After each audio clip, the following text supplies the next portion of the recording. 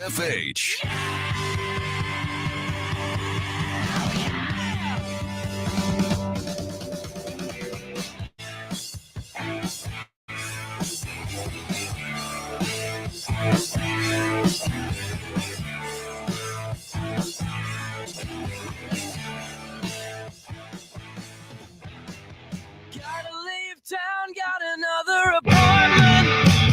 All right, welcome in, everybody, to another edition of Sports Daily. Jacob Albrock, Tommy Castor with you here on a Tuesday. Glad to be here with you on this Tuesday. Beautiful mornings now. I mean, fall is getting closer. We survived the heat wave, crisp autumn air. It's not really autumn air, but we'll pretend like it is because we got football games this week. We've got college football and high school football really getting going this week, and the NFL next week. It's cut day in the NFL. All the teams have to be trimmed down to 53 men. We've seen the Chiefs make a couple of moves. There's a couple of big storylines still out there in the NFL right now. We'll follow the very latest with all of that as we make our way through. We have, again, college football coming up this weekend. Some very notable news for the KU Jayhawks yesterday. Get into that a little bit. We'll preview an NFL division. Tommy surprises us at the moment, and then we look at it from a variety of ways. We'll look at it from, real football, fantasy football, betting, all kinds of stuff, and then we'll make our way through to the kickoff before we make some official predictions and things of that nature. Tommy, good morning. How are you? I'm good. Good to be back today. I was out yesterday working a charity golf tournament for the Kids Network here in Wichita, so that was good. That was a lot of fun. Beautiful weather, so glad to get out and enjoy that, but good to be back here this morning. That's fantastic. What a great day for golf yesterday. Yeah. I wish I was pretty playing. amazing. I spent most of my night it was nice. in a clinic because our son got his first stitches of his life. Oh, It's boy. really our first battle scar stitches that we've had between three kids. So we've been pretty lucky, but he busted his chin open, and my wife was a champ and got him over there, and she said it was quite the bloodbath, but we got him stitched up, and it was fine. He did good.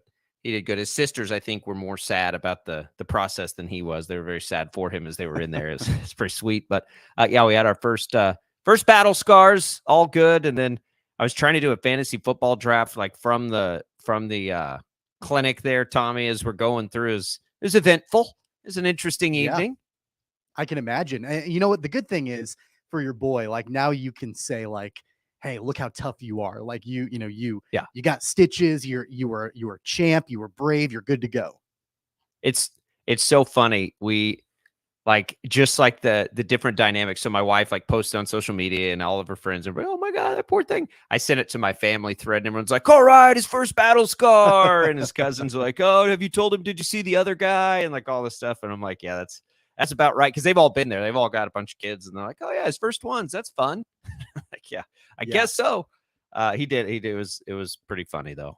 He doesn't even remember how it happened. So all good. It's a wild day. I'm looking up, and I think the story to watch today, Tommy, because it really does impact the entire league sort of, is does Jonathan Taylor get traded? And, today's sort of this deadline the Colts put in place. The Dolphins, keep getting rumored. And I wonder what the ask is, but if Miami's sitting there, everything sort of rides on Tua's health. We know that. But let's say Tua's healthy all year, which I know is a big question mark. Don't get me wrong. It's a huge question mark. But let's just say that Tua stayed healthy this year, how much of a chance would you give the Dolphins to win a Super Bowl as things stand right now? I mean, I like their chances if Tua can stay healthy. I mean, and I know that, that is the major elephant in the room. And that's always going to be the major elephant in the room is that, we've not really had a chance to see him at his full potential because of the concussions, because of the injuries that he's faced throughout the time in the league. And so, I mean, that's a major issue that when you've got a really good team around him and like they've got, of course, some of the best wide receivers in the National Football League and Jalen Waddle and Tyreek Hill, the pieces are there with Tua to be successful. And I would give them, I don't know. I mean, I'd give them just as good of a chance as any team outside of Kansas City, Cincinnati, and maybe Buffalo to win a Super Bowl if Tua stays healthy. But I mean, I don't think that anybody at this point can bank on that. It's interesting. I do think. I think they got a pretty good shot. I think there are people that are really excited about their defense this year. Vic Fangio in, right? My point in that is like how much of a chance do you give them if they went out and got Jonathan Taylor in that scenario? I think a pretty good one. Like Jonathan Taylor almost won an MVP for a not that good team, right? And Miami is in a position with him in the offense. It would make it really hard on defenses. The other thing it would do, Tommy, is give you a little bit of security if Tua misses individual games, right? Like if he doesn't have some catastrophic injury that holds him out for the whole season, if it's just games here and there, Jonathan Taylor is a bit of a safety net there. I think they're absolutely in the mix in the AFC. There's no question. So we look at the Dolphins draft picks. They have a first, a second. They don't have a third or a fourth in 24. They lost their third for that tampering thing with Tom Brady, and then they lost other picks for trading for Bradley Chubb. So they don't have a ton of picks this year, but in 25, they've got all their picks plus an extra fifth, basically. So what is the ask for Jonathan Taylor? I don't think they would give up their first this year, but what if it's 2 seconds? What if it's a second and a third? What if it's a first down the road? Like, what is Jonathan Taylor worth in draft capital? And I think that's all relative, as it always is. We just saw sort of, the guy that McDaniel learned from trade a lot for Christian McCaffrey a year ago. Different sorts of players, but I think both high impact running backs. If you're Miami, like if let's say the ask is a first somewhere, are you willing to give that up if you're Miami? Because I think they should be. Like, what are you waiting for? You've got Tyreek Hill there, right? You went and you traded for Tyreek Hill. Tyreek Hill doesn't have any indication of slowing down yet, but it's coming. I just think that they need to seriously consider like how big is your window? Because it's only probably a 2-3 year window. Go get it done. Like what was Les Snead's famous saying, like about draft picks, and that's come back to bite the Rams now, but they've got enough there that I think they could justify trading a first to try and push all your chips in. Now that depends on the health of Taylor, but again, that dude literally until last year has never missed a football game in his life. So I wouldn't be as concerned about that. I think I'd go do it if I'm the Dolphins. Just push them all in. The question is, can they sign him to a long-term deal? I suppose that would be the big holdup. Well, my only hesitation for the Dolphins would be giving up a first rounder down the line. Just because I know he's Jonathan Taylor and I know that he almost won an MVP and he's still pretty young. I mean, he's 24 and he won the rushing title already. So, I mean, he's got years left on him. But man, I would just have hesitation trading away a first rounder in years to come for a running back, really for any running back. I mean, in the way that, running backs are used in the league and the way that, their window of opportunity at that position is getting smaller and smaller and smaller. I mean, there's no guarantee that Jonathan Taylor, even if they do sign him to a long-term deal, can be productive for years to come. I think he will be, but there's no guarantee of that. And so if you're mortgaging your future and giving up a first-round draft pick in a year or 2 years or even further down the line, that would be I would be a little bit hesitant to move that kind of draft capital that far down the line. Honestly, I think it might be different. I'd even be more willing, I think, to give up a first round draft pick this season, like this coming season, at the next draft, as opposed to 2 or 3 years down the line, just because I don't know if long term you're going to be able to look back on, trading for a running back of any caliber at any capacity and giving up a first rounder down the road. Here's what I would say. They didn't have a first round pick this past year. I think it's perfectly reasonable to tether your window to one contract to Jonathan Taylor, right? So if your window is 3 or 4 years, then a 3 or 4 year deal and a first round pick to Jonathan Taylor, to me, is pretty easily justifiable, because you're just tethering your window to him, right? Like you're just saying, like, okay, and think about here. Let me take a step back for a second. Do you think that if we knew everything we know about Derrick Henry's career, do you think that he would be worth a first round pick, at some point? Because my answer is, of course he would be. He carried the Titans to some great runs. So if Taylor's upside is like Hall of Fame caliber running back, which I think it is, right? I don't think that's like a hot take or anything. I think we've seen that from him before. If that's what he can be, especially in a good offense, then I think it's totally justifiable for a 24-year-old.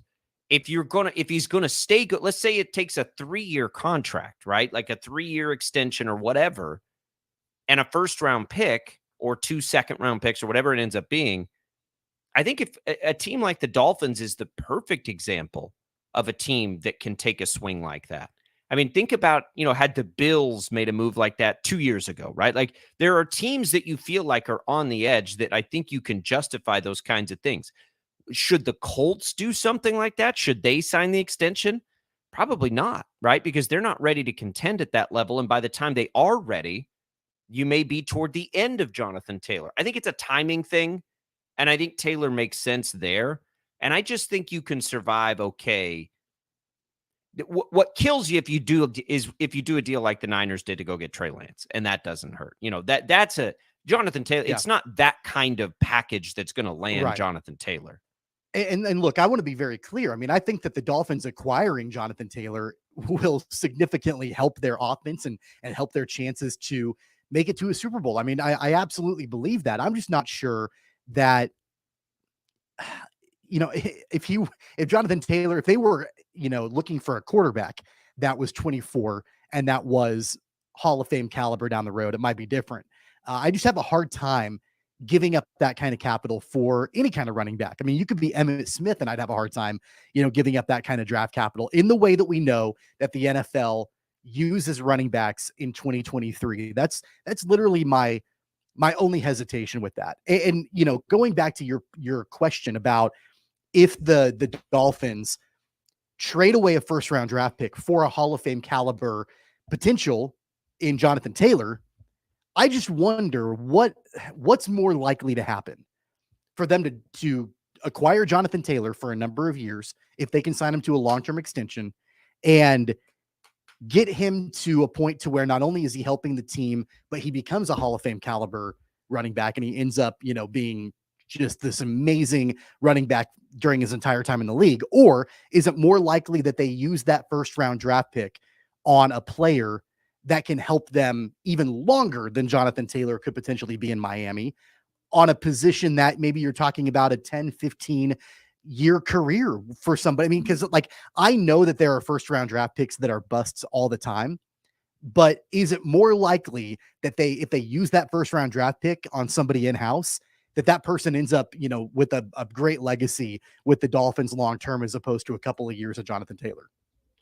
I think Jonathan Taylor's safer, than and I'm trying to look up the history here of Dolphins draft picks in the first round. But I think Jonathan Taylor is safe, right? First round picks are never safe, never totally safe, right? Laramie Tunsil, right. They don't have him anymore. That's one that jumps out to recent memory. They went and traded for Tyreek Hill. I mean, do you think they regret trading for Tyreek Hill? No, I don't think so. But what they give up for Tyreek Hill? A lot, and a lot of money.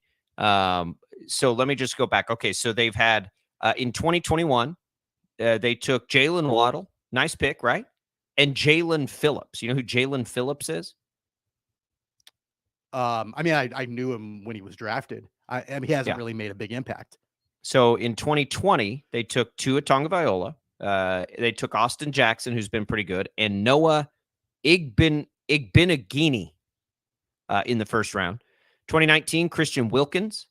2018, Minkah Fitzpatrick, pretty good pick. Safety, maybe more undervalued even than running backs. 2017, Charles Harris. Laramie Tunsil's no longer there. Devontae Parker was a bust. Juwan James wasn't very good. Deion Jordan wasn't very good. Like, that's what I'm saying. Like, it's first round draft capital is very valuable. I get it. Like, very, very valuable. But it's not a sure thing, right? Jonathan Taylor's a sure thing if he's healthy. Like, he's a sure thing. Well, and you would ask it this way too, Tommy. Like, if you're the Dolphins, knowing the roster the way it's constructed right now, right? That you know everything about the team and you got a first round pick and you're picking. For them, it's probably between 20 and 30. You're picking between 20 and 30, and Jonathan Taylor's there in a draft. You take Jonathan Taylor? Because I would in a second. I mean, knowing what we know now about Jonathan Taylor, sure. I think the other thing to keep in mind, and I completely forgot about this, the Dolphins don't have a first-round draft pick, right? Or did they already next year? Next year, right? They don't have that first-round draft pick because of the tampering charges, right? And so. No, sorry. They lost their first round this past year for the Tampa. Okay, that's right. So but next year they do have a first and a second. They don't have a third and a fourth, which makes this a little trickier. And then they have them all in 25. So they're dealing with kind of a depleted draft pick, bounty right now. Like, they don't have a ton of draft picks, at least next year and moving forward. So you've got to be really, really sure. And again, don't get me wrong. Like, I'm not anti-Jonathan Taylor. I think Jonathan Taylor is a great running back, and I think he immediately helps the Dolphins offensively. You just have to be very careful with that because you're really mortgaging your future. I mean, if you give up your first-round draft pick next year, you have a second-round draft pick.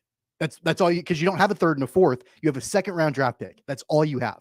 So you got to be sure that the window is right now. And the bad thing would be if they trade for Jonathan Taylor, they give up that draft capital. They already don't have a third and fourth for next season.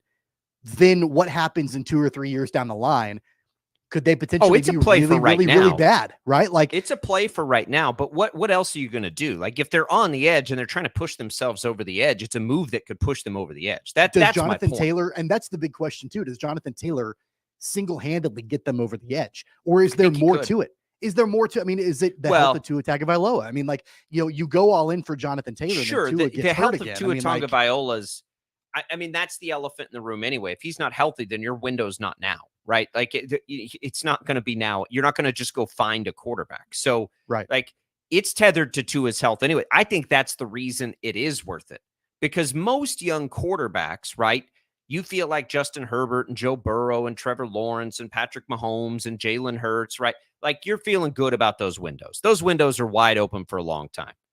Doesn't feel that way for Miami because we just don't know how healthy Tua is. So if we don't know the window, why would you then trade away your first or maybe your second next year if you're not convinced that Tua is your franchise quarterback? Wouldn't you want to keep those picks to potentially look at who's the replacement? That's the question they have to ask is, do they think Tua is? I think that they think Tua is. Look, Tua was really good when he was out there last year, right? It's a concussion thing, so it makes it just really uneasy and unsettling. Again, another thing a good running back could help you do is not drop your quarterback 55 times a game. But like there are, if it's not Tua, Tommy, you've got to rebuild anyway. Like, if it's not Tua, it's not worth having Tyreek Hill. It's not worth having Jalen Waddle. It's not worth, like, everything goes away if it's not Tua.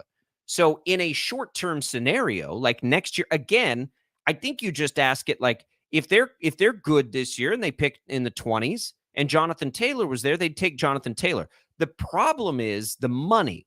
The problem is, what kind of extension is it going to take, right? So Tyreek Hill, when they went and made that trade, they were willing to pay Tyreek Hill what he wanted as a part of that deal. That was the biggest part of that deal. That's why the Chiefs allowed, because they knew that, right? They knew they'd maximize their trade value back if they knew their trade partner was willing to pay. And that's why they said, Tyreek, go find us a trade. That's why the Colts said, Jonathan Taylor, go find us a trade, because a big part of maximizing their return is making sure that that trading team is willing to give him a long-term contract. That makes that team more willing to give up more in draft capital. That's why they'll let Jonathan Taylor go seek out a trade, right?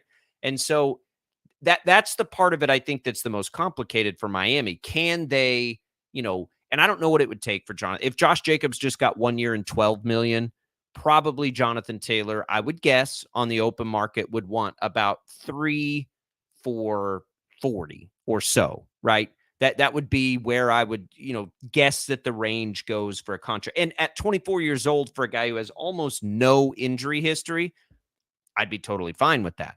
Because I think for the Dolphins, they have to go all in now because they don't know about Tua's health. If they knew about Tua's health long term, there wouldn't be any urgency, because your window in the NFL is always tied to your quarterback. Yeah, the biggest risk for the Dolphins, if they do this, is that they go all in for Taylor. They've got Hill and they've got Waddle. I mean, they've got a great offense, and then Tua goes down in week 4. Like, that's the biggest risk. But that could happen anyway. I mean, they're toast anyway. Well, sure. But again, they've got this history of, the concussions and all of that with Tua. And there was even speculation about whether or not he'd ever play again, right. And so at that point, you've given up a first, you've maybe given up a second.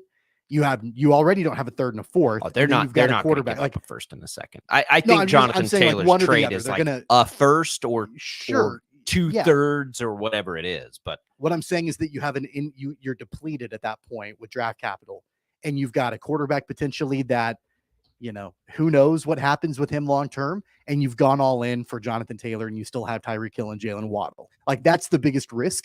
And it might ultimately be worth it. I mean, we know how the Jets have went all in that division. We know about how Buffalo continues to be strong. It might be worth it for them to go all in on Jonathan Taylor. There's just there's clearly risk with it that would make me hesitate a little bit. The Niners traded a second, third, and fourth for McCaffrey, and then a fifth next year. But I think that they had extra picks, so they clearly didn't want to put the first round price tag on it. So I think that's more in line with what you're looking at. If you're the Dolphins, you're looking at probably like maybe the second this year and a third next year, maybe 2 seconds, something like that. It makes sense to the Dolphins to me if they can get him paid. If they can't get him paid, it's not worth the time, right? That's the X factor. But we'll find out. Today was the deadline they gave him. It's also cut day. The Chiefs made one move. I don't know that I'd call it a notable move, but it's kind of a fuzzy feeling move today. And we've got our eye on that. We'll come back. We'll take a look. Anything notable happening in that world. It's all Brockton Caster. It's a Monday edition of Sports Daily. We've got giveaways today. Make sure you've got that IHOP hotline scheduled up, 869-1240. All kinds of fun stuff to give away today. We'll give away some HTO. We'll give away some WindSurge vouchers. We'll give away some Pentatonics tickets. All coming for you as we make our way through till 11 o'clock here on Sports Daily on a Tuesday.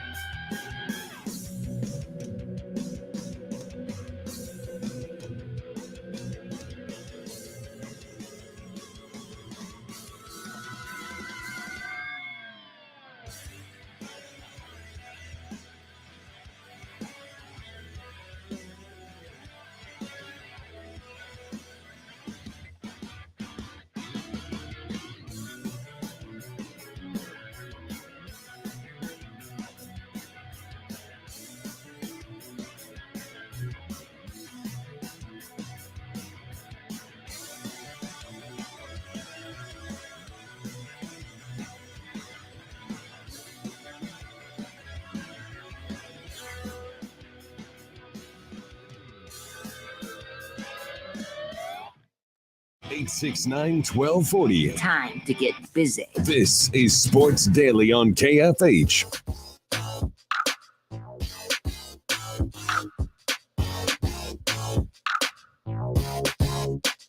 All right, welcome back, everybody. Sports Daily here. It's all Brockton Caster. Let's give away some HTO, Jad. Let's give away a couple iced tea cards. More than 25 flavors to choose from, available for you at either the East or West location here in Wichita, West 13th and Tyler, East 21st and 127th. Coming soon in Derby. Check it out. Go into the store. Try them all if you haven't been in. If you have, just get your favorite. 2 free tea cards right now to the first caller on the IHOP hotline, 869-1240. Thanks for tuning in, by the way, on KFH here. And thanks for watching on our video stream, Facebook, YouTube, Twitch. Tommy, the Chiefs, I haven't seen much. They traded Smith-Marset, who's been the darling of training camp and the preseason games, which is really cool. They traded with the Panthers for a 7th-round pick. Cool because he was able to, maximize his value enough to get a landing spot that probably makes a lot of sense in Carolina. The Chiefs just didn't have room for him anyway. And I know they take pride in letting guys, play up their value a little bit. Andy Reid talks about it all the time. Like, make it really hard for us to cut you. And if we do have to cut you, make it really easy for somebody to pick you up. And in this case, they traded for him, which even further shows how much, because the Panthers didn't want him to get cut and get out there on the open market. The Panthers could see that coming. So the Panthers go make a trade. The Chiefs get something out of it, clears up a little roster space because it was going to be a tough decision the way he's looked. And now they probably, if I had to guess, would just use that to keep another running back. But we'll see what they end up doing. Yeah, a couple things on this. Number one, I think honestly, the Chiefs might have been able to get a little bit more out of him in that trade, but regardless, they got something, which was good. I mean, Smith-Marsette was the number 2 wide receiver in the league during the They didn't have season. but they didn't have any leverage because I think that the option was a cut because he wasn't going to make the roster. Right. So without the leverage, it really was like the Panthers are saying, like, don't cut him, we'll give you a 7th. And I don't think it would have been much more than that. I think they could have gotten a little bit more out of him, but regardless, I mean, he played great in the preseason. And to your point, I agree with you. The Panthers, that's a great landing spot for him. They really need, a couple of really talented wide receivers on that roster. They don't really have much to support. Adam Bryce Thielen's going to lead them in catches most likely this year. Or Hayden Hurst, right? 2 old guys. Right. That's a good landing spot for him to show what he can do. And I really appreciated what he did for the Chiefs in the preseason. I mean, he did make that decision really difficult. I think it came down to who is going to be more valuable for the Chiefs to have on the active roster, Smith-Marsette or Justin Ross. Like, I think it really came down to that because obviously we know the starters. We know Tony and MVS and Sky Moore. We know that Richie James is going to be the primary punt returner, so he's not going anywhere. Justin Watson, his contract is basically guaranteed, so he's not going anywhere. And they used a high draft pick on Rashee Rice, and he's not going anywhere. So really, it came down to Justin Ross or Smith-Marsette. And I think that early on, it probably was a fairly easy decision at the beginning, like, oh, it's going to be Justin Ross with the amount of hype that's around him. But Smith-Marsette really made a case to make that active roster during the preseason. And I think it just comes down to whose ceiling is higher. And the Chiefs, as we know, are very, very, very big on Justin Ross and think that he can be somebody that can be a game changer and a dynamic receiver on their team. And so that's really what it came down to. But really, that competition, I think, became more competitive at the end than anybody really expected it would be. Yeah, I mean, you can't get rid of Richie James because you need somebody to catch punts. Like, just stand back there and literally just catch the ball, catch the punt. I don't think there's going to be any other surprises in the cuts for the Chiefs. Like, we just have to see like where they decide to allocate positional resources, basically. So it's not going to be. I don't think it'll be a very eventful day for them. It's not like we're looking for much. I mean, the thing that still looms there is Chris Jones. I mean, that's what we're all, watching for as far as like notable roster things that might happen before the opener. But this was the right move because Richie James needs to be there. Like there's Justin Ross and all this like upside and potential and everything else. But no, they do need like, all right, veteran, can count on it. I like Richie James. I think Richie James is a pretty good player. And if his role is special teams and him standing back there catching punts, okay.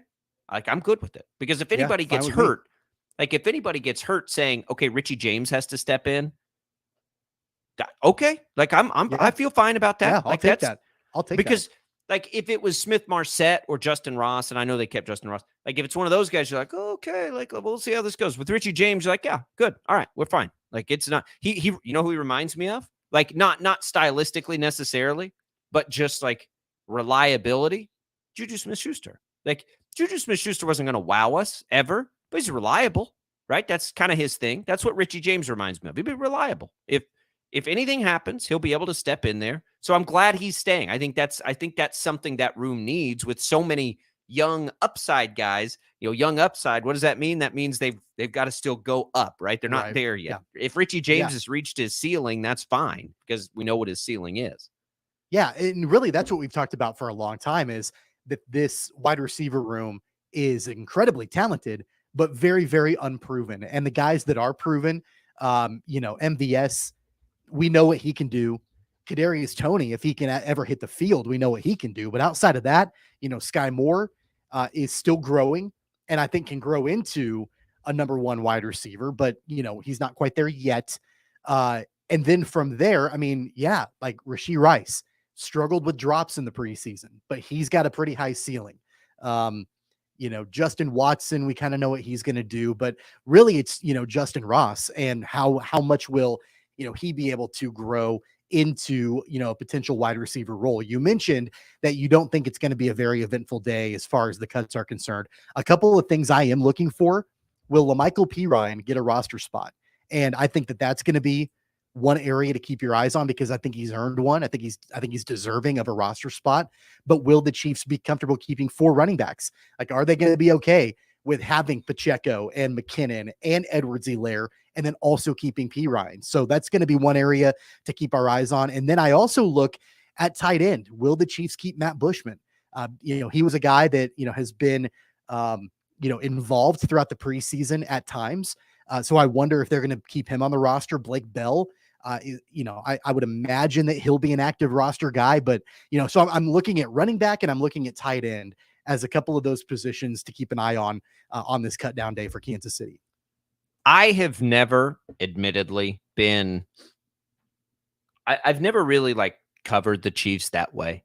I don't think either of the guys you just mentioned are going to be if those are players that are relied upon to have an impact this year, then the Chiefs, something has gone very wrong. I don't know about that. Pirine played. Pirine really may be a well. little different because of running backs, and running backs for Andy Pirine may Reid be better than Clyde Edwards-Helaire right now. So I mean, he that's may be fine. playing Yeah, himself into that's fine. Like a solid backup role for Kansas City. But that means, and he may get meaningful snaps, and that's okay. But if they're going into the playoffs with Pirine as the guy, that means something bad has happened with Pacheco. That means something bad has happened to McKinnon. That means, when I look down, it wasn't that long ago. It was not, I'm going to interrupt you here because it wasn't that long ago that the entire world was saying about the same thing about Isaiah Pacheco. No, I know. If the Chiefs are giving Pacheco meaningful snaps going into the postseason,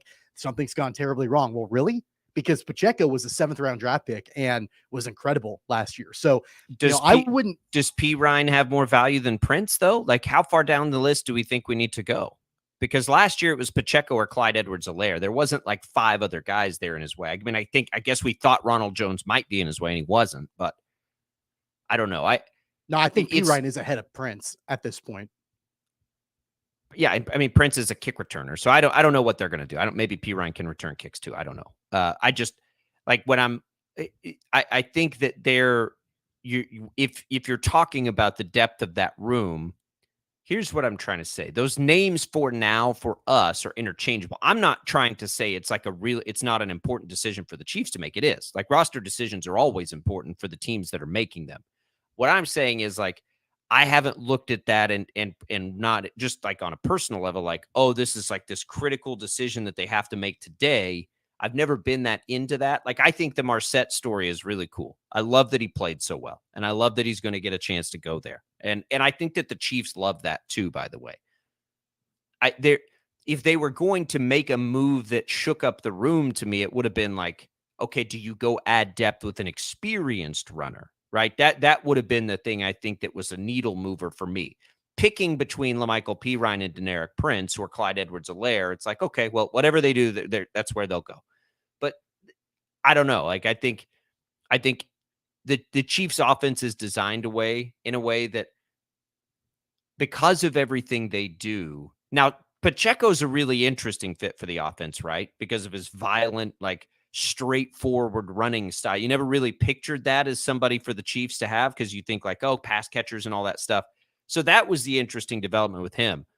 But doesn't it feel a little bit interchangeable between P. Ryan and Clyde Edwards-Helaire and Deneric Prince. Like, I think any of those guys are going to be fine. It's more of how many of them are there, one versus the other. I think they're all moderately similar players, right? Pacheco was the wild card because he was not similar, right? Pacheco, I don't even know who to compare. Who do we even compare Isaiah Pacheco to? Adrian Peterson? Like, in the way that he just like runs as hard as he can, as fast as he can, right at somebody. Like, I don't even, that was such a stylistic difference from what they were running out there. I think that's why that was effective. All these other guys and what they do, they feel sort of the same to me. And I don't know who's better than the other. I'm not a good enough like scout to try and guess at that.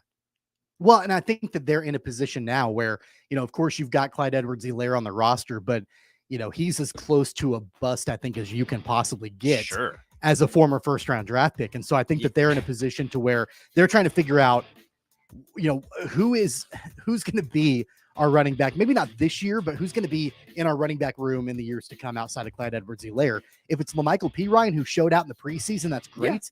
Yeah. Deneric Prince, they were pretty high on in OTAs and training camp as an undrafted free agent.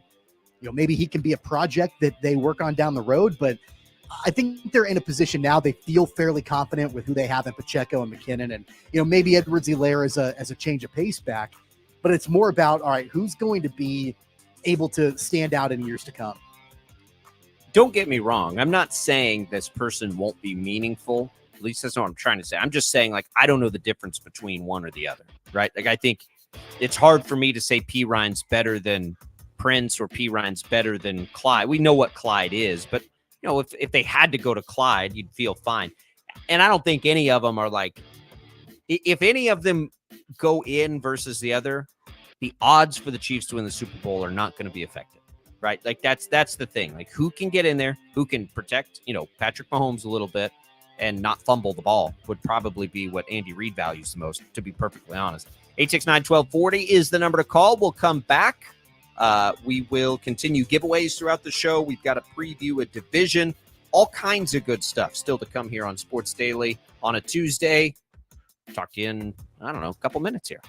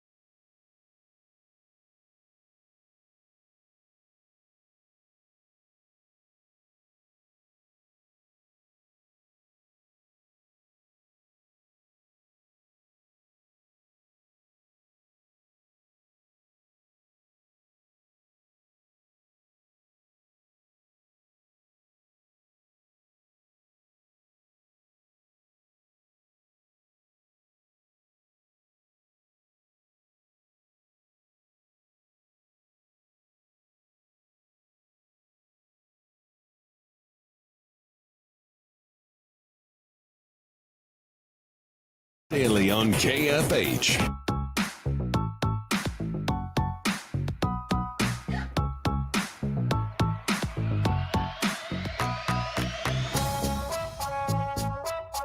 All right, Tommy, we have ACC news last night. Was it Bellinger, I think, reporting that it looks like, right, we're going to get the Cal, Stanford, SMU piece to join the ACC? Is that where we are with things now? It's sort of yeah. all That's over what the place.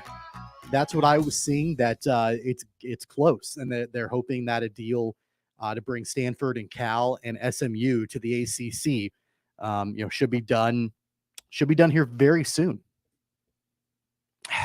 It's interesting, this the SMU angle to this, by the way, like, to consider their history and the way, just like big donors, right, the Pony Express, all that stuff, and now it's the same concept but more accepted that could elevate the program back out of the ashes. And okay, so the ACC thing, if you haven't seen it, basically they're trying to come up with a financial model.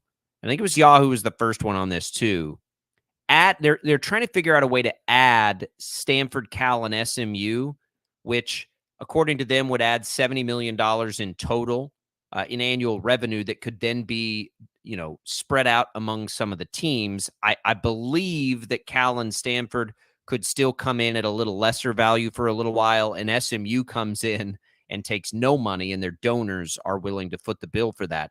So for the ACC, creating that travel nightmare has some value because now you have a chance to, okay, I know everybody's unhappy with our deal. Here's a little bit more money. So I get it from the ACC standpoint. I don't know what they're going to do about the travel. And usually I say travel, who cares? This one's a little tricky, right? But more of the burden comes to Cal and Stanford. Like, everybody is like, oh, the ACC, why would we? Well, probably your teams are going to have to go out there once. Maybe there's a year where you have to make 2 West Coast trips. Like, who cares? The issue and the burden comes for Cal and Stanford. They're the ones that have to travel, right? They're the ones that have to sit there and fly across the country, 5-6 times in football and even more in some other sports. So that, for that, like, okay, Cal and Stanford, like, if you think that's what the way you want to go for it. And maybe they're rolling the dice too on the future that there will be more West out there anyway.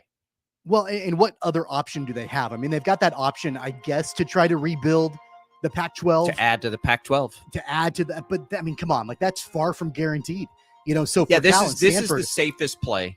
Yeah. Oh yeah, the cost of them having to travel to the East Coast and doing all of that, it's a less risky proposition than what else could be out there for them. In the short term, it's going to kill them in recruiting. It's going to kill them in recruiting because there's so many better options for recruits in that area, whether it be the Big Ten now to play in or the Big 12, which is just all that stuff closer.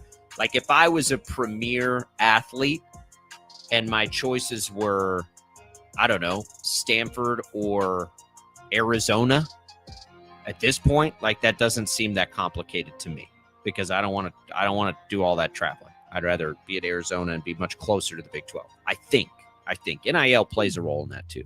All right, 869-1240. When we come back, Tommy will introduce another NFL division for us. We'll get into the Jalen Daniels news for KU and look ahead to the college football weekend just a little bit as well.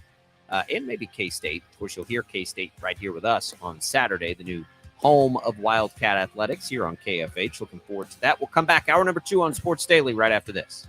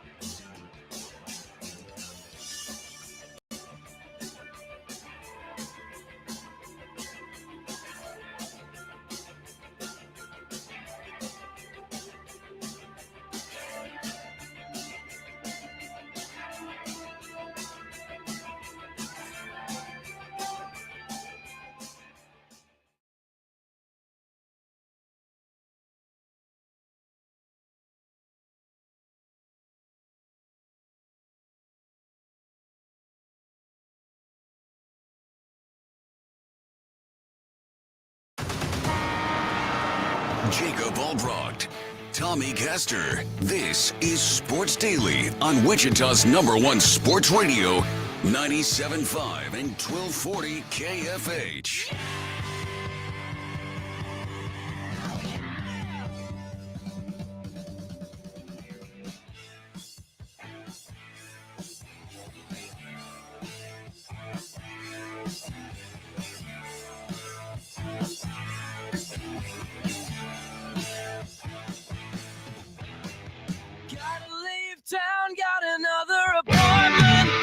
All right, welcome back, everybody. Sports Daily on KFH. Hour number 2 here. Jake Albrocht, Tommy Castor, rolling with you till 11 o'clock. Glad to be here. All right, let's talk KU here, Tommy. Playing Friday. They get Friday night football, which is really annoying. I think it's dumb that they do that. Just a little personal note, like coinciding in the state of Kansas with the start of high school football. Like, what are we doing here? Like, it doesn't make any sense to me. But they're doing it again this year. In a game against Missouri State, like what a buzzkill! Like, hey, we're gonna play our first game at the same time. All of you are out watching your kids play high school football. How about that? That's good. That a good idea, right? No, it's not a good idea. But we get Jalon Daniels news yesterday. It looks like he's going to play. I don't know how much.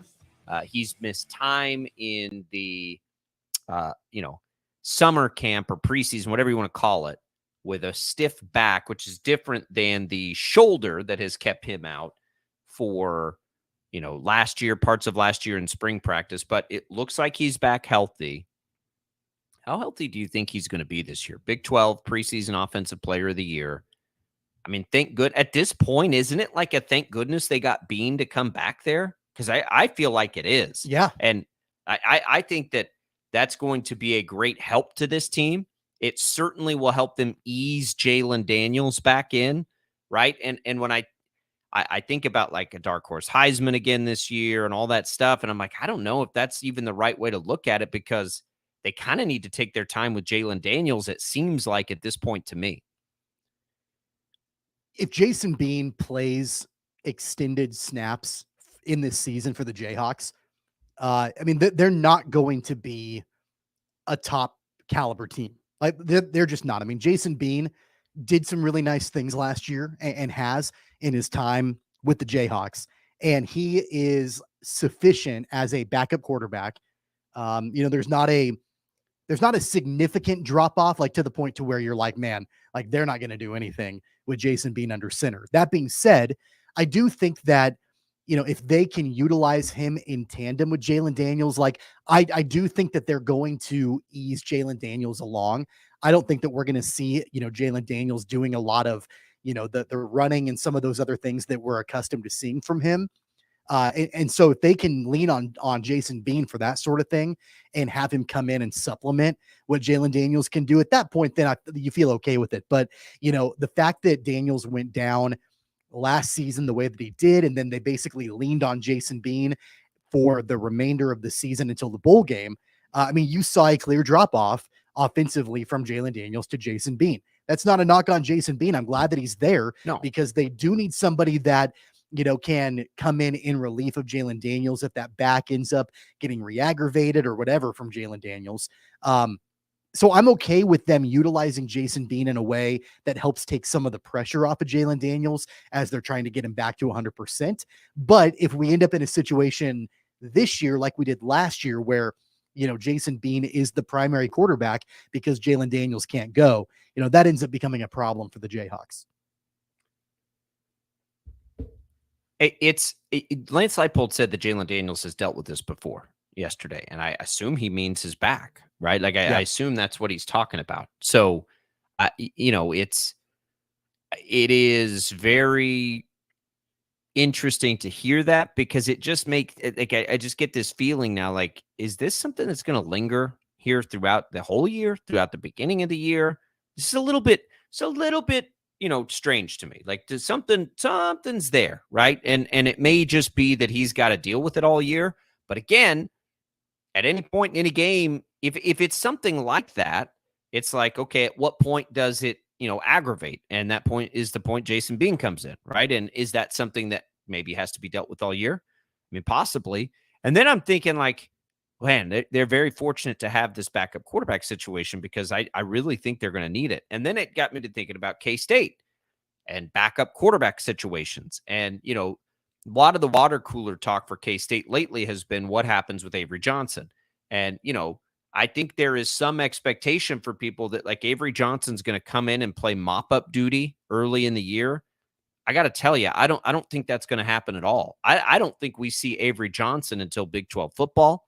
I think they want to utilize him in games that mean something, because I think that, you have to, whether he stays or not, for 5 years, which I don't think he will, you still might as well try to operate with that expectation, right? So, on August 29th, it's like, okay, well, let's see if we can keep him to 4 or 5 games. And if so, which ones do we want to utilize him in? Now, a lot of things can change that, right? Injury. K-State's had an injured quarterback, every year for the last 20? Like every year they have an injury at quarterback. It's crazy. So that's one factor in it. I think you'll see Jake Rubley as the backup for now. As far as like a second quarterback playing in any particular game, I think they'd love to get him some reps early in the season, maybe in mop-up work. I think they'd love that. But let's be clear. I think Avery Johnson is, for all intents and purposes, the actual backup quarterback.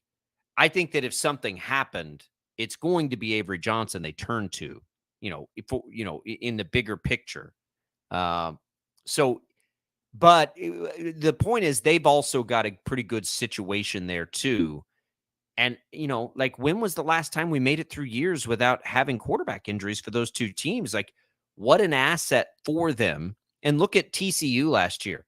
TCU basically, played a injured quarterback every week on their way to the run. So it happens all the time. So it seems like a very big advantage for KU and K-State to have that sort of depth at the position, because I think both schools can feel pretty good about, what would happen in a pinch, or God forbid something bigger picture or longer term, because they've got, pretty good backup situations, very different backup situations, right? Jason Bean, you got a situation where guys just played a lot, right? And you feel good that he can manage things and do what he needs to do. At K-State, you've got a Heisman candidate here, but with the replacement value of one of the top freshman quarterback in the country, with just absurd kinds of talent and upside that haven't really been seen for a long, long time in Manhattan. So it is interesting to think about the backups in both places, and just like they're in good shape there. That's a nice thing to have. And, I think that you can compare and contrast the backups a little bit for both KU and K-State at the quarterback position. And again, I think you feel okay about both teams, but for different reasons. With KU, I just talked about it. Jason Bean, that he is capable of coming in relief for Jalen Daniels because he's done it before. Will the team be as good? Will the offense be as good? No. There is a clear drop-off from Jalen Daniels to Jason Bean. Sure. That being said, though, you don't feel like all is lost if Jason Bean has to come in. So the ceiling isn't quite as high for Jason Bean, but like it's kind of a known quantity. You know who Jason Bean is, and you know what he can do, especially when he takes off and runs. The difference with Kansas State is that the ceiling is probably significantly higher for Avery Johnson and maybe even Jake Rubley in backup at K-State, but they're more unproven. You don't really know what you're going to get out of them. So it's kind of a different situation for KU and K-State. You know about Jason Bean, but you know his limitations. But if something ends up happening to Will Howard at K-State, you feel comfortable in the talent level that you have at the backup position, but you don't really know exactly what they're going to do because they've never done it before. Right. Yeah, totally. And that's the important part comes early in the year. What's the interesting piece of it for K-State is, I think Rubley takes the reps if there's mop-up duty and gets reps in these early games. I don't think Avery Johnson does, because in, the best case scenario, Will Howard stays healthy all year, right? Which, look, he's durable. But if he stays healthy all year, but if you get into, you're getting into Big 12 play, that's where you try to utilize some reps for Avery Johnson, because he's explosive. He's, all the things that he is. We've now talked to Colin Klein. We've now talked to Chris Kleiman. We've now talked to Wyatt Thompson. And I think everybody's sort of saying the same thing. They expect Avery Johnson to help them win games this year, right? That doesn't mean against SEMO. They don't need Avery Johnson to help them beat SEMO. Right. So if Klein and Kleiman and the guy that watches all the practices, like if they're all saying the same thing, I think that's what's going to happen, right? Like I think that's the plan for now. Now that can change on a moment's notice, obviously, but I think the plan is for Avery Johnson to help them later into the fall in a big time, Big 12 moment. Whatever it is, they've got some packages or some things that they can mix Avery Johnson in for. They can bring him in as a threat to run it and let him show off his, rocket launcher on a, some sort of read option or something. I don't know, but like the possibilities are endless there. And I'm not saying he needs to be playing over Will Howard because he doesn't need to be playing over Will Howard. K-State's best chance to be their best version of themselves is Will Howard, as a Heisman candidate, which I think, again, is the ceiling. I don't think that's out of the question, by the way. I think that he played that well last year. So it's a really interesting situation for both teams. I am glad we're going to see Jalon Daniels early. I mean, I think it's a good sign. I don't think they'd put him out there against SEMO if they had any indication that it might not go well.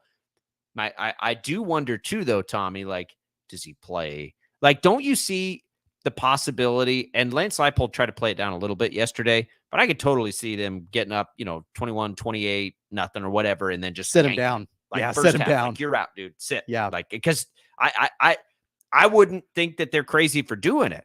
I think it's fine to go that route. And of course, coaches are going to say this all the time. Doesn't matter who they're facing. But Lance Leipold yesterday said that, he's got a lot of respect for Missouri State and that he thinks that team, they're not coming in hoping to win. They're coming in expecting to win. Coaches are going to say that, right? They're going to give your opponent that kind of respect. It doesn't matter if you're playing Missouri State or Alabama.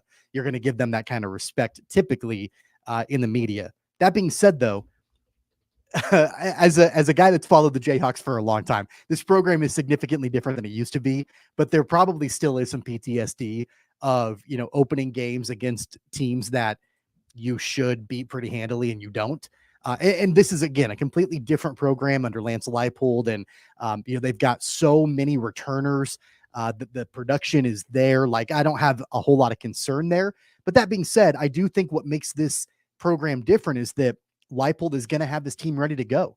And, he's not going to get them in a position to where, they're at halftime or the third quarter against Missouri State and it's a dogfight. I really, if that ends up happening, and if you're in the second half of this game on Friday night against Missouri State and it is a dogfight, you might have some legitimate concerns about this team this season. But, I have a hard time thinking that's going to happen. So let's look at this just in the spirit of betting, and they're kind of hard to find still. Let's talk about Heisman.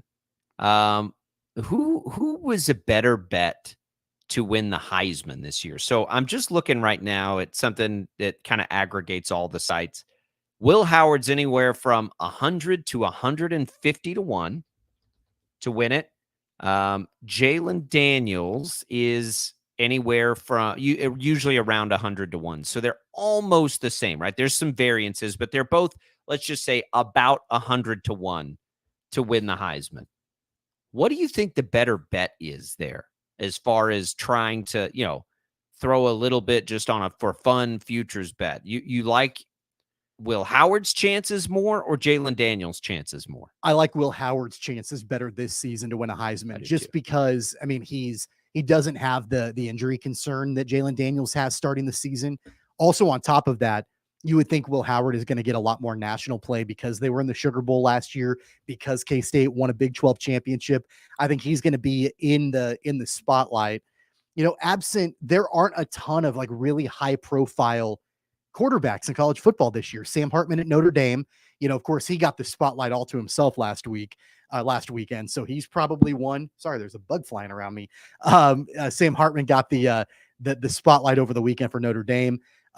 Caleb Williams at USC, and that's probably it as far as like really, really, really high profile quarterbacks in college football this season. So Will Howard, I think, is going to get a lot of looks. And I think that people are expecting Kansas State to be competing for another Big 12 championship. Whereas with Jalen Daniels, a lot of it last year was that Kansas came out of nowhere and nobody expected it. And they started off the season undefeated. They got into the top 25. Jalen Daniels was on College Game Day, all of that. Then he went down with the injury. But I think that Will Howard is probably a little bit of a better bet to potentially be that dark horse Heisman candidate this season. He's got a long way to go. And sometimes I feel like I talk Will Howard up too much.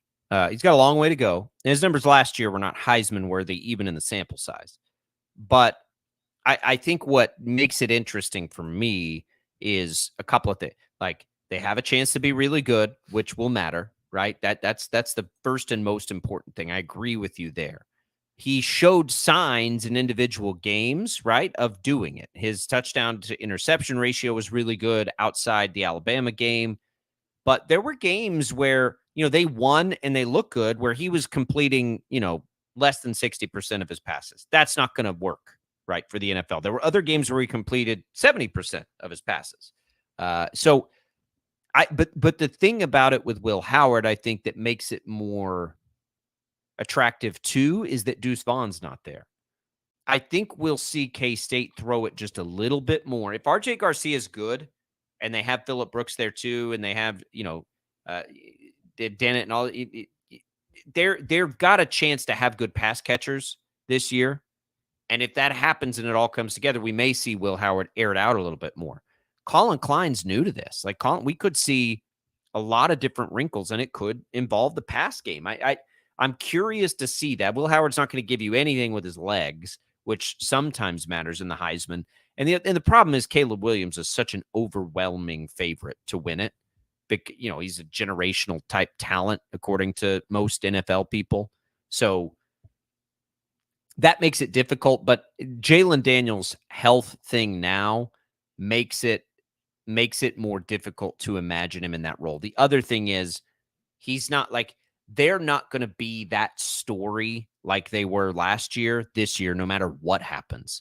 Like, last year's story cannot be replicated. The rise out of the ashes of last year can't be replicated, right? Now they're expected to at least be respectable.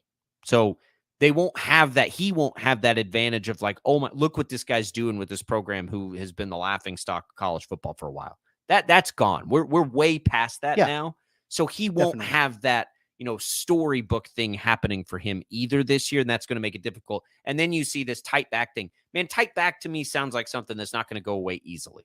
And so it may linger. So Howard seems like the better play. Howard's got a long ways to go too. And K-State, the season would have to go as good as it can, like a la them playing in the CFP, I think, for Will Howard to be considered. But I think it's the ceiling. And I think it's the better bet, especially if if it stays around that just absurd 100 to 150 to 1. But it probably has as much to do with Caleb Williams as anything else. I think everybody's going to face a pretty long shot to get it done. I think so too. I mean, obviously, the entire world is watching Caleb Williams this season, to see what he can do. Of course, the Cardinals are already tanking for him. Oh, for sure. Yeah. So he's going to be the guy that everybody's going to follow this season, and not just for the Heisman, but to your point, the NFL and what that's going to look like for him long term.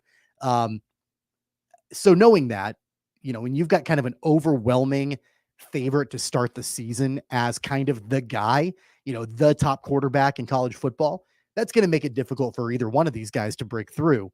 But again, if you were asking me to choose between Howard and Daniels as a long shot guy, I think Howard is probably the safer pick.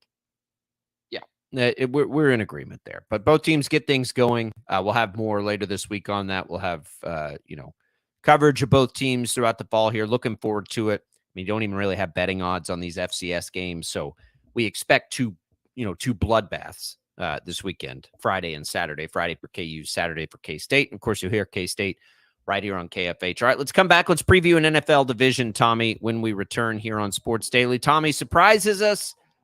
We'll go through it from all kinds of angles, real life, fantasy football, betting, everything. division by division here in the NFL as we count down a little more than a week now from the opener, featuring the Kansas City Chiefs, by the way. We'll be right back. More Sports Daily after this.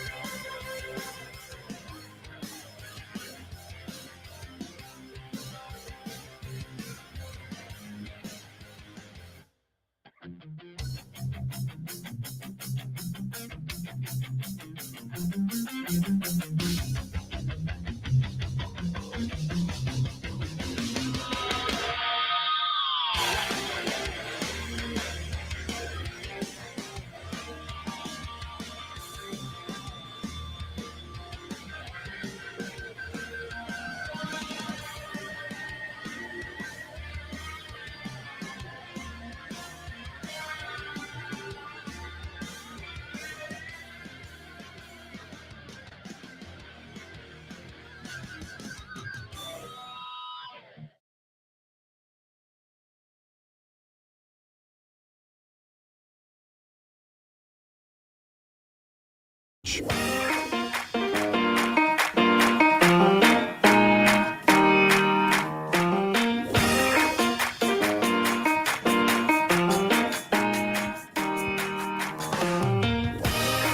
All right, welcome back, everybody. Sports Daily here on KFH. Glad to be here with you. It's all Brockton Caster on a Tuesday. Making our way through. We'll give away some Pentatonics tickets still here to come. Congratulations to Adam for winning some delicious HTO. Glad to be here with you, everybody. It's Jad Chambers driving the ship for us. So we'll give away those Pentatonics tickets. Stay tuned. Hang tight for your opportunity to win those. Tommy, what's our NFL division today that we're taking a look at? Okay, so we're going to go back to the NFC, and we're going to go to the West Coast and look at the NFC West is where we're going to start today. West. So it's a pretty interesting division. Obviously, the 49ers, with their quarterback situation, they don't have Trey Lance anymore, but Brock Purdy's going to be their guy. And then beyond that, the Cardinals clearly off the table, tanking for Caleb Williams. Can the Rams jump back and do anything this season? And then the Seahawks were kind of a revelation last year with Geno Smith. So I think it's going to be a pretty interesting division this year. I do too. The Niners are heavy favorites by proxy. I don't know. I've really liked everything Seattle's done. I mean, it's kind of a Geno Smith thing. If Geno Smith replicates last year, Seattle's got a chance to be pretty good. It's so funny. Last year, Seattle was the team that to me felt like the worst team in football by far. And here they are, right? I think that I'm on the same train with everybody with the 49ers being the clear favorite. But again, like they're the clear favorite with Mr. Irrelevant. And I like the Brock Purdy story like everybody else. It's just still, to me, kind of a long shot deal. But they're really, really talented everywhere else. So I'm with them there. The team that's the most, and the Cardinals are clearly tanking already. Traded Isaiah Simmons for a cup of coffee, like nothing. Like they're so obviously tanking right now, which is whatever. The Rams are the interesting team to me, Tommy. Let's think of a best case scenario for the Rams, right? Like what if everything goes well? What if Cooper Kupp and Matthew Stafford stay healthy all year, which is really what it comes down to, right? If Cooper Kupp and Matthew Stafford are healthy and Stafford's back to normal, nobody is talking about the Rams, which is interesting. A couple of years off of a Super Bowl when they just had a boatload of injuries last year. I think that the Rams are probably one of the most like under the radar teams this year. And I'm not saying I think they'll be great because I think it's not a great chance that Kupp and Stafford are both back fully healthy and ready to roll. But if they were, like if those two guys were, healthy, don't you think the Rams are like a kind of a dark horse playoff type of team? I don't know. I'm not willing to go that far because I'm not sure outside of Cooper Kupp what kind of talent they have at the skills positions. Like, Van Jefferson, Ben Skoranek. All right. I mean, running the football. I like Van Jefferson. Akers. I like Van. I mean Tyler Higbee's the same tight end they had in the He's Super fine. Bowl. Yeah. I think their line is a little bit questionable. That's what I don't really know. And I say questionable because I don't know, right? I don't know how good their line is. But Akers, I mean, they have a very similar backfield to the one that was out there. Akers is a fairly high pedigree guy. I don't know. I think that in a division that's a little bit shaky, in a conference that's a little bit shaky, if you're telling me we're coming to, and look, before he got hurt last year, Cooper Kupp was playing out of his mind again. So if Kupp's healthy and Stafford's out there slinging it, I don't know. Van Jefferson's a pretty good player. You've got Kupp coming off of an injury and he's another year older. I'm not saying I know it's not going to be good. I know it's an if. I mean, I think he's going to still be a really good receiver, but I think you have to take into account that maybe he's lost a step or two, at this point in his career. So I don't know. I'm not willing to, like, if I were to go bet like a futures on like winning the division, I don't know if I would put it on the Rams to do that. They are, for a wild card, they're not even on the initial list there. Let me go down the list here. 6.5 to 1 as a wild card. Again, I say this all the time about the futures bets. Like, that's not enough for me. Like 6.5 to 1 is not enough for me to wait an entire season to see the payoff. I have a hard time with the lower end futures bets because I don't bet enough, right? Like If I was, betting $1,000, then yeah, you could try to really find your value there, right? Like I'd go find whatever, the Steelers win total is and probably go over it. But when I'm betting like $10, I'm like, that's a long time to wait for 6.5 to 1 on $10. Like, nah, no thanks. No thanks. I'm not going to go that way. But the Rams are interesting. They're way down the list. They are way down the list. The only teams with a lower chance at wild card in the NFC are the Bucks and the Cardinals. The Bucks and we'll get to the Bucks at some point because I don't think the Bucks are in the same stratosphere as the Cardinals at all. But that's and the Cardinals are way longer odds. But it's a division that could get interesting in the middle, probably. Let me ask you this way. Based on what we expected of Seattle last year, and I know they finished way above that, and what we expected of the Rams last year, what if the Rams finished 2 and Seattle 3? Would that stun you? Because I don't think it would stun me. No, not necessarily. I mean, Geno Smith was a really great story, won the Comeback Player of the Year award, all of that. And, like I mentioned a couple minutes ago, he was a revelation last season coming back and a guy that had been written off, pretty early on. I think that it's going to be natural for him to take a little bit of a step back. And, he's not going to get that storybook, like he did last year. Like it's, there are now expectations a little bit in place, for him. And I think that they'll be okay, but I don't think that they're going to be, they might find their way into the playoffs this season, but man, I don't know about that. So no, it wouldn't overly surprise me if the Rams took over second place in that division and the Seahawks at number 3. The one thing about the Rams that I find really interesting, I don't know if you read about this or not. Matthew Stafford's wife, did you hear about this?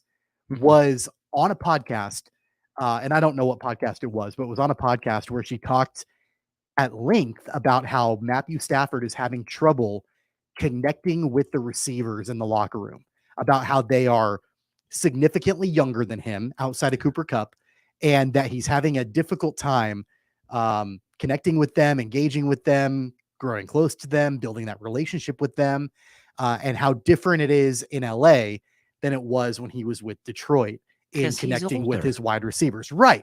And so I don't know if there's anything that you can read into that. I don't know if I wouldn't worry about it. Aaron Rodgers has had that issue for years. Tom Brady had that issue for years. Welcome to getting older. Tommy, do you ever feel like if you work with younger coworkers, you have a little more difficulty connecting than when you were 25? Well, sure, but I'm also not trying to win a Super Bowl. So, it's a little bit different there, but you're right? still trying to be highly successful at your job. Like it's not. But there's not as much writing on me connecting with my younger coworkers than with Matthew Stafford. What does connecting mean? Like, are you going to hang out with each other, or is this guy going to run the same route? I think that's what he's looking for, is like, and that's what his wife said in the podcast, was that they used to do like dinners with the receivers in Detroit and all of that, and like they don't do that in LA. And so apparently having a hard time connecting and working with those receivers. The hard time connecting is different stages of life. I love my coworkers. We have such a good group right now. But the problem is, it's like, oh man, we never like go out and party with you, or we can't play golf. And I'm like, guys, I don't have a lot of chances to do anything that doesn't involve my kids now. And if I do, it usually like at least try to involve my wife. Like the days of a Tuesday night, whatever, aren't really on the table. So, but that doesn't mean you don't like try to do an awesome job at work together. It's a little different. Like, I have to, if we're in a group thread or something and somebody said, I have to ask all the time and people can make fun of me. Like, what does that acronym mean? I don't know what that means. Like, you gotta help me out here. Like, I think that happens in football. Sometimes we don't relate like a locker room enough, I think, to our own work environment. Right? Like you're in the trenches with somebody all the time. And when I was a younger guy in it with I didn't get it either. Like, well, why can't you just go out all the time and hang out after work and do all these things? Like, why? Like, what's the big deal? I totally get it now. It's like, I can't. Like, I don't have enough time in the day. I got to do this and this and this and this and then, whatever. But so I get it. I get that for Matt Stafford. I think as long as he's got Cooper Kupp, he's fine. But that'll be an interesting evolution of Matt Stafford's career too, because look, that was the talk for Aaron Rodgers all last year. Tommy, Matt Stafford is only 35 years old. right? Like he's not 40, 45, like some of the older quarterbacks we've talked about over the years. If Stafford's arm is not, shot, he's only 35. I don't think the Rams thought of Matt Stafford as a 1-year window guy with LA. Like, if he's healthy, he could be there and successful for another 3 or 4 years. And I guess that's what I mean about, like, I think they have this chance to be better than people think. It's sort of just like, what if Matt Stafford's healthy? Matt Stafford was pretty good with some awful Lions teams. Awful. Like, he's a talented quarterback with, I think we still think of Sean McVay as a good coach with a good offensive mind and everything else. And Cooper Kupp is, put together a season that's really better than any wide receiver we've ever seen, probably. Like, you could make the case for it, and was on that sort of pace again last year before he got hurt. I think there's enough there to be optimistic if you're a Rams fan. Are they going to win a Super Bowl? No, I don't think so. I think they're not, deep enough or anything like that. But, and what's probably not a division that's very deep, I think the Rams could be better than we think. I don't know what their win total is this year. But if Stafford and Kupp are healthy, nobody could stop that connection before. I think it's out there in the realm of possibilities. I wouldn't predict it. I wouldn't put money on it, but I think it's there. It will not be the most surprising thing that happens to like, of all the teams that could surprise us this year with being good, it's not going to be the Rams that surprise me if they end up being good. It won't be. Yeah, and their win total, if you're looking at kind of like the over under on all of that, I wouldn't be opposed to considering taking the over with the Rams, because I don't think that there's a whole lot that's really expected of them, right? Like, I don't really see it being a situation where everybody believes that they're going to be good this year. I think outside of like the individual talent that Cooper Kupp possesses and the individual talent that Aaron Donald possesses, there were a lot of injuries last season, but they took a big step down, even Sure. just as far as the talent level was concerned, from the Super Bowl year, to now. And so the expectations, I think, are fairly low. I don't think they're going to win the division. I don't think they're going to make the playoffs. But if you're asking me to put money on them winning 7 games, maybe 8 games, yeah, I could see that being in the realm of possibility. I don't think they're going to be anywhere close to as bad as Arizona. I don't think they're going to be, honestly, anywhere close to as bad as probably Tampa Bay. But I do think that I'm not anywhere close to thinking that they're going to be in a position to be even competing for a wild card spot. Tampa's an interesting comparison because Tampa still has, I think, quite a bit of talent on the roster. It's just like, what about quarterback? It's almost like the Rams are the opposite, right? Do they still have very much talent on the roster, but they've got Matt Stafford, right? And Stafford was an MVP candidate before he got hurt, the year before when they won the Super Bowl. So it's very different. They're just an interesting team to me. And I'll tell you what I won't do probably is I won't go into many of their games early in the year. Who do they open with? They open, just looking here, they open with Miami. No, sorry. That's the Chargers. They open with Seattle. Like, they're a 4.5-point dog on the road in Seattle. That's, to me, what I look at, and I'm like, no, I don't want any part of that. Like, I don't, because that's where I think you can get in trouble with them. Like, because if you're just looking at last year, I bet there's a lot of money that goes to Seattle in that game. That's where I'm not really comfortable with knowing what the Rams are. Like, I don't know that I'm super comfortable with that yet. Like, let's see them play a little bit. Let's see if Stafford's healthy. If Stafford's healthy, just like anything in the NFL, if you got a good quarterback, all bets are off. Like, and Stafford has shown to be that kind of quarterback over his career. Quickly, as we look at fantasy football here, people are drafting now. Christian McCaffrey is a very early pick. He is the earliest pick. Cooper Kupp still goes in that same sort of range here. You and I are both big fantasy football players. You interested in spending probably a top 5-6 pick on McCaffrey this year? Yeah, I would do that. I'd spend a top 5 pick. I don't know if I'd spend a top 3 pick, maybe 3. Maybe, but I'd feel more comfortable 4, 5, 6 if I've got that pick looking at McCaffrey.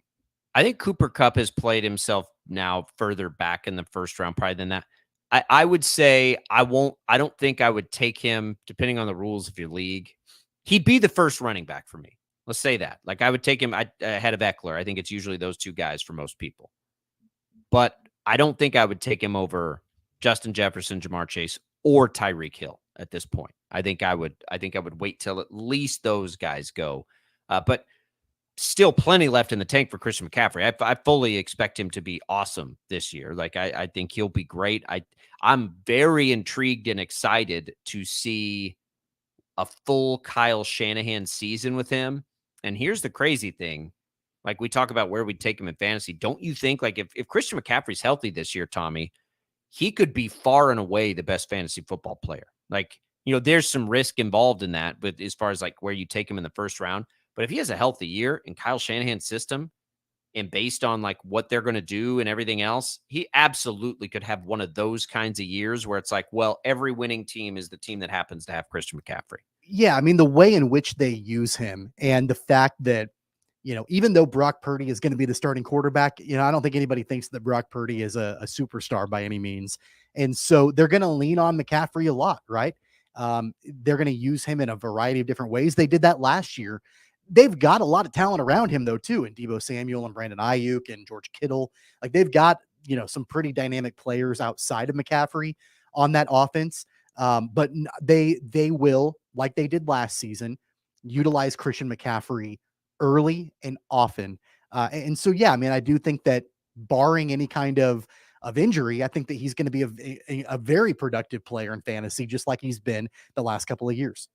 So they got him. He played 11 games, and that first one was, remember the Chiefs game, right when they got him. Yeah. So if we take that out, where he didn't really have any time to prepare for it, we'll take that out. San Francisco was 10-0 with him, Tommy, 10-0. But he only had 3 games over 100 yards rushing. As a receiver there, he had, especially early on, it was 5+ catches almost, 4+ catches almost the whole way through. So you can see it, right? Like, you can see the upside there in this system and how they could utilize him. And they haven't really done anything behind him either to tell you like, oh, they're going to split it. They're going to work him. They're going to give him the ball a ton. And they're very obviously good with him. I mean, I'm looking at this and I don't remember this. I'm looking back at the regular season, Tommy. Did they really, the Carolina? Oh, I'm looking at Carolina. That's what it is. Okay. So with San Francisco, though, they were 10-1. And again, that one was that weird Chiefs game. They very obviously like Christian McCaffrey and know how critical he is. And Shanahan uses backs as well as anybody. The upside, and I don't have him. I've now done a lot of drafts. I don't think I have him anywhere. And as I'm saying this out loud, I'm like, man, I'm really going to regret probably not having any piece of Christian McCaffrey this year. Real quick, anybody else in the, the Seahawks receivers will be interesting because they got 3 good ones now. They took Smith and Jigba in the first. I still think it's Metcalf Lockett this year for the most part. No interest in the Cardinals, really. James Conner's a sneaky player just because they're going to feed him the rock a ton. We talked about the Rams. I think that's about it. You Debo or Ayuk guy? That's kind of been the question of the offseason. You Debo or Ayuk? I love Debo. I've always loved Debo. I'm kind of both. Yeah. I'm kind of both. I really like both this year. I think they both have a chance to be really good. San Francisco's good. If Brock Purdy's good, they got a chance to be a fun offense. 869-1240. We'll come back. More Sports Daily. Oh, what is that music? What is that I hear? Is that Christmas music? Oh. I feel a chill in the air all of a sudden. Yeah. Pentatonics coming to Interest Bank Arena. You got a chance right now to win some Pentatonics tickets. Glad to have you here. December 19th is the show. You can buy tickets right now, or you can win a pair with us at 869-1240. Second caller during the break. Jad will get us a winner. More Sports Daily right after this.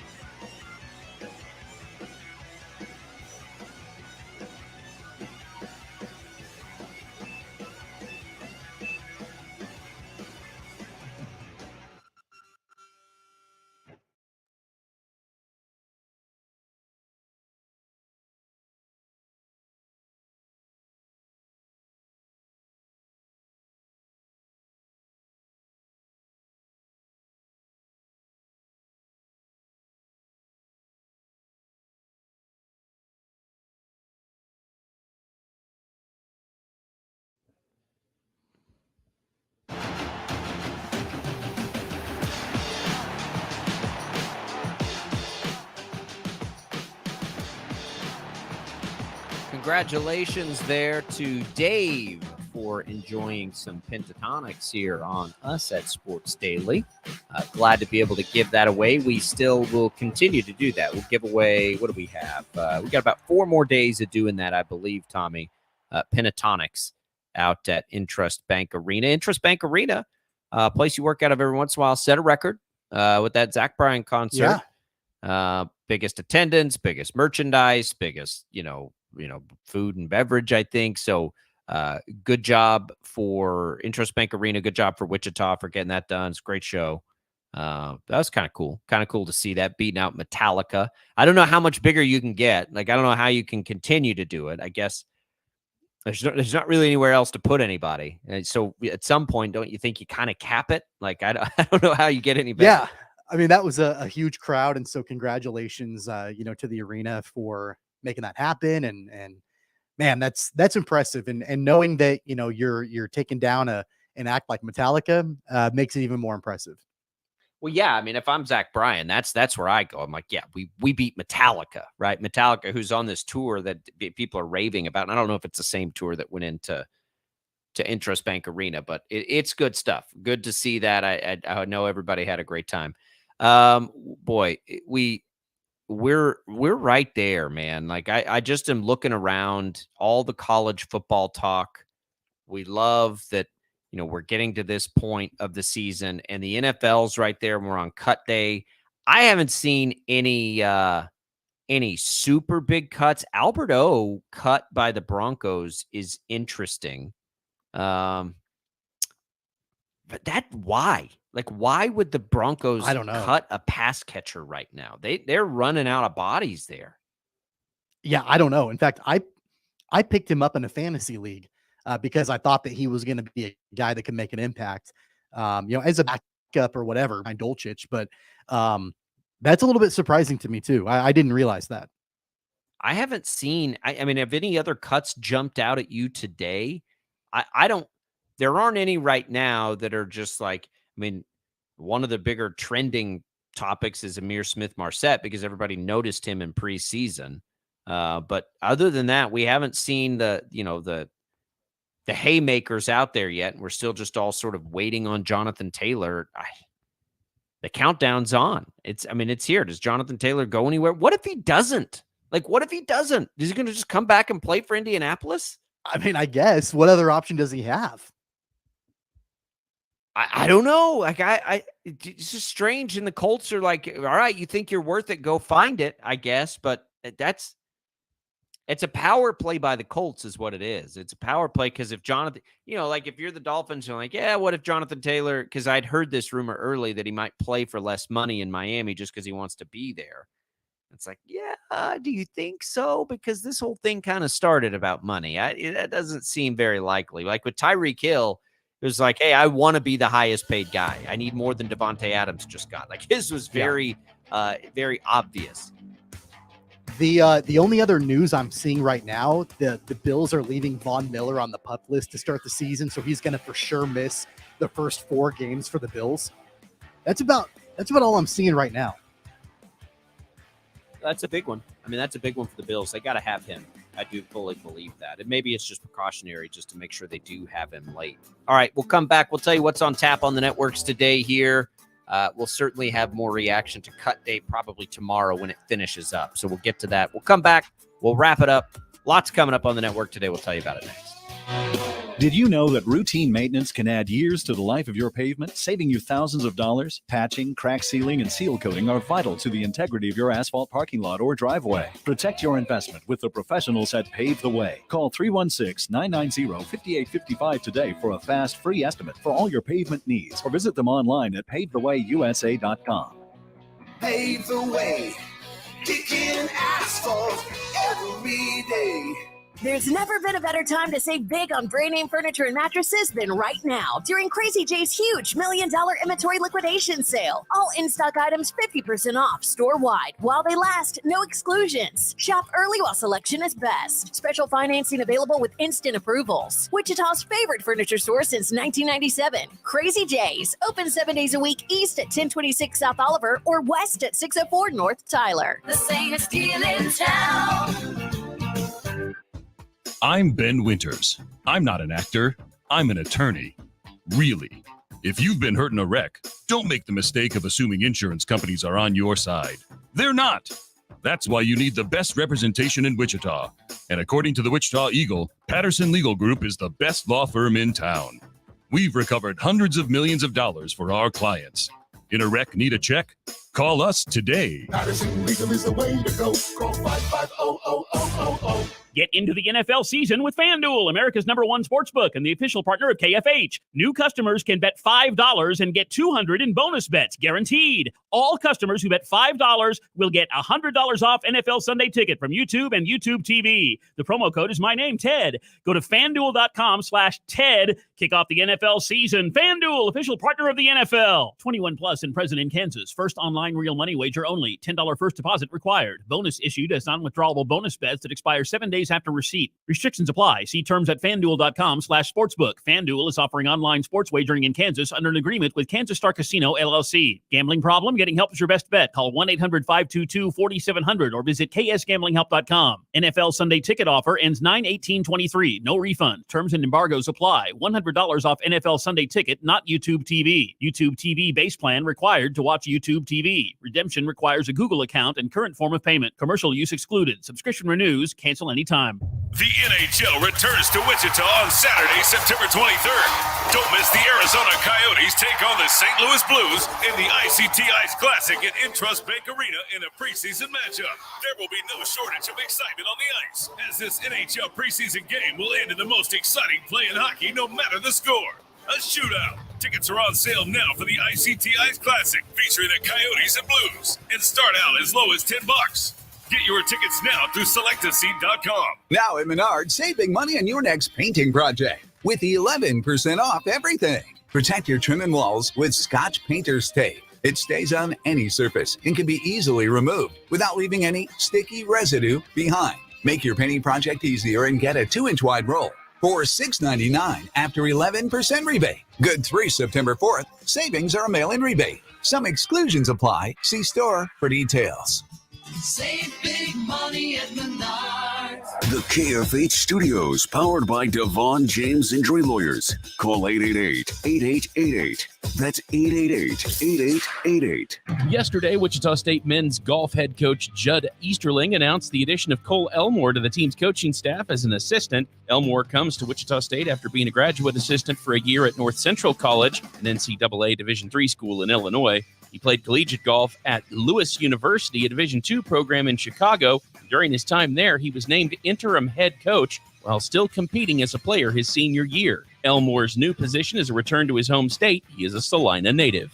After a 9-game road trip, the Kansas City Royals returned home to Kauffman Stadium Monday night to face the Pittsburgh Pirates, and the Royals' offense was not up to the challenge. The Royals only managed 2 hits in the game, never had a runner make it to second base. The Royals dropped to 41-92 on the season. They continue their 3-game series against the Pirates tonight at Kauffman Stadium. Tune in right here to 97.5 and 1240 KFH for Kansas City Royals baseball at 7 o'clock. Pinch hitting today for Ted Sports Head. I'm Jad Chambers. Pentatonics is bringing the holiday cheer to Wichita at Intrust Bank Arena on Tuesday, December 19th. Your chance to win some tickets to go see that show is available on Sports Daily. Jacob Albrock, Tommy Castor, each day will give away a pair of those Pentatonics tickets to get you in the Christmas spirit a little bit early. Make sure to listen in for your chance to win on KFH. Wichita's most listened to sports radio, 97.5 and 1240 KFH.